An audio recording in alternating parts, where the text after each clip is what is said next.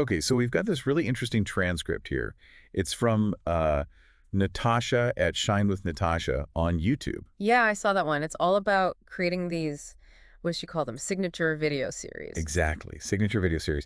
And what I think we should really dig into today is how that concept, making a series of videos could actually be a game changer for anyone creating content. Doesn't really matter what your goal is or even what platform you're on. No, absolutely. And she makes some really good points about why it's useful, like consistency, right?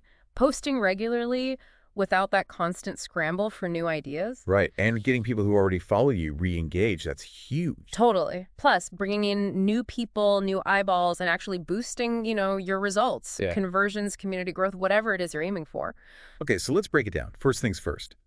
What exactly is a signature video series, according to Natasha? Well, the basic idea is pretty straightforward. It's 3 or more episodes, videos, whatever, that are all connected by a common theme or a topic. But the key thing, the signature part, is that the structure, the format, kind of stays the same from episode to episode, even though the actual information, the content, changes. She used that analogy that I thought was pretty smart, Yeah. like creating your own little Netflix show. Oh, yeah. I like that. Yeah, you've got your seasons, your episodes within that season. Yeah.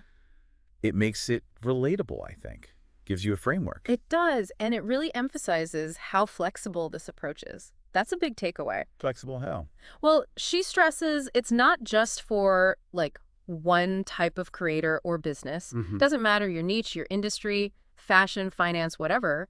It can work. Okay. And it works across different platforms, too. Think short form, like Reels or TikToks, or, longer YouTube videos, even podcasts, actually. Right, and she mentioned something that kind of stuck with me, her agency, Shine Studio. Mm-hmm. They apparently create a series for every monthly client. Mm-hmm. That says a lot about how fundamental they think this is. Wow, okay. Yeah, that definitely underlines its importance. So let's get into the why. Why should someone listening actually bother putting in the effort to make one of these series? What are the real benefits? Well, one of the first things she highlights is avoiding that feeling of needing to stuff everything into one single video or post. The giant info dump. Exactly. So instead of, say, 10 ways to improve your marketing, which could be overwhelming, Yeah, totally. you turn it into a 10-part series. Each episode focuses on just one way. Much easier for people to absorb, right? Definitely. It's that whole micro content versus macro content thing she talks about. Smaller bites are often just better. They perform better. They really do. And for the creator, it makes it easier to really explore an idea fully. Gives you space. Plus, she mentions repurposing. Having these focused episodes makes it way easier to reuse bits and pieces later. Like pulling out clips for social. Yeah, exactly. Little sound bites, key takeaways. It becomes this content engine almost. And practically speaking, for the creator again, she says the consistent structure can actually speed things up.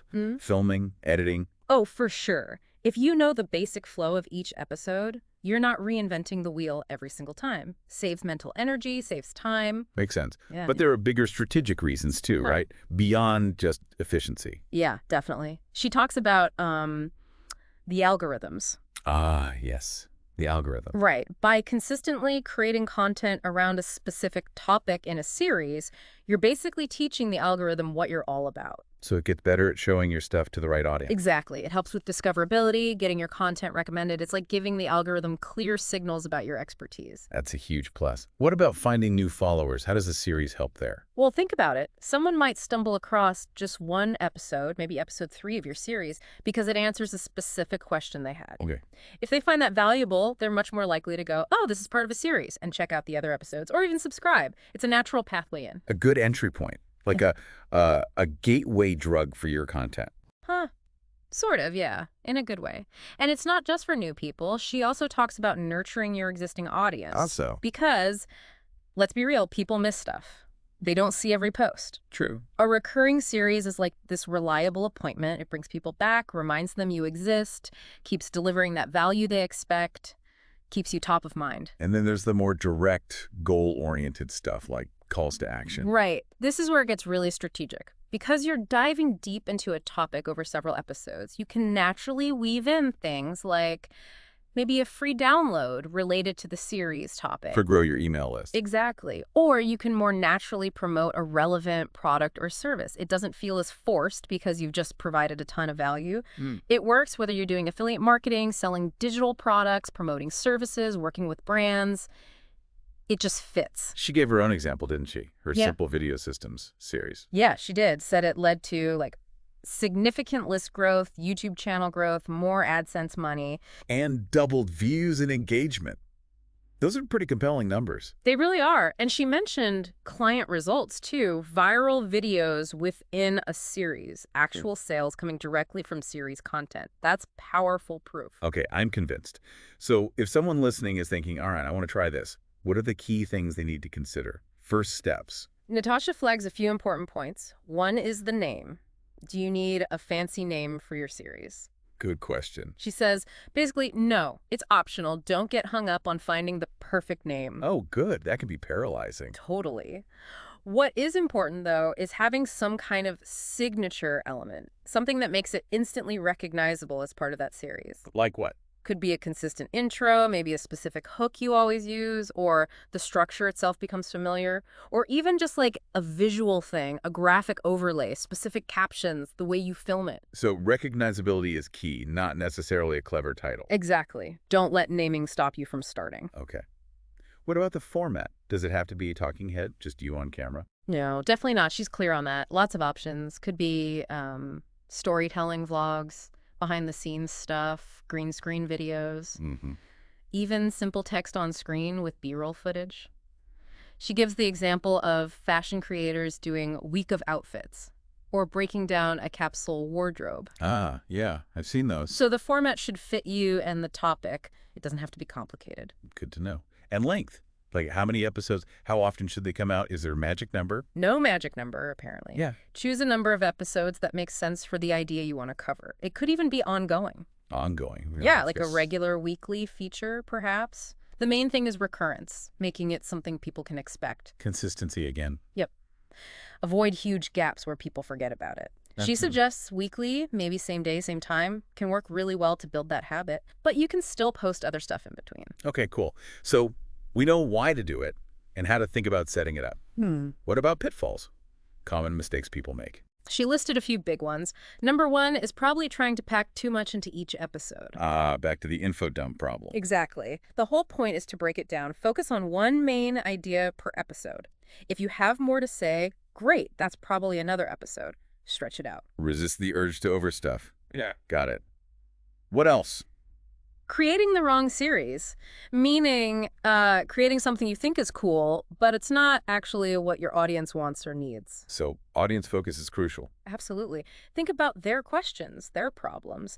Look at what content of yours has already done well. Let their needs guide you. Don't just create in a vacuum.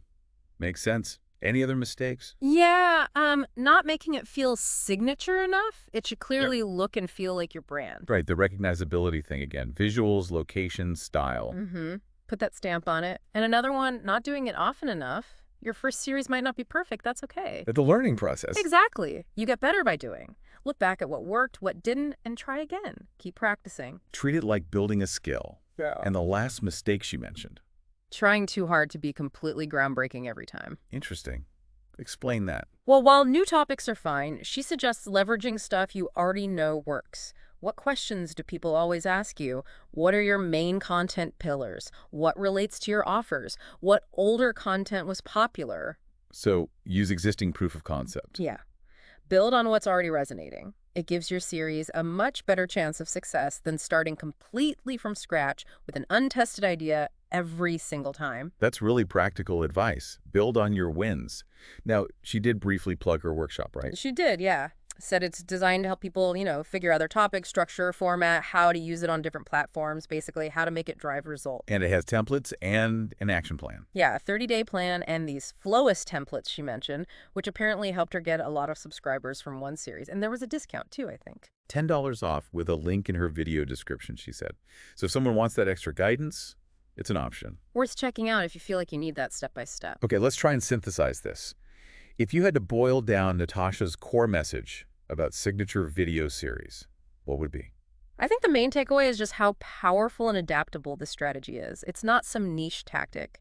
It's a really solid approach for almost any creator to build consistency, engagement, and results. It benefits you and your audience. Right, and the key things to remember when actually doing it. Focus on value in each episode. Keep it tight.